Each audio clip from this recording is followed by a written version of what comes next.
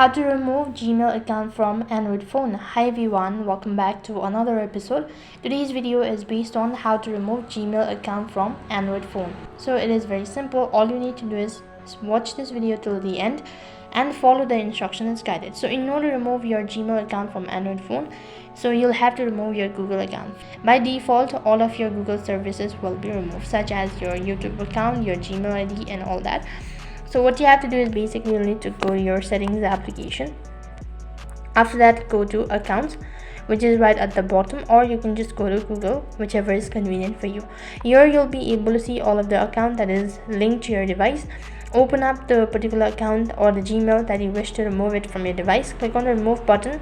Once again, for the confirmation, you need to click on remove, and sometimes you might also be asked to enter in or type in the password. And that is basically how you can remove your Gmail account from your device. That is all for this video. I hope the video was helpful. Make sure to like, share and subscribe to our channel. Thank you for watching. See you in the next video.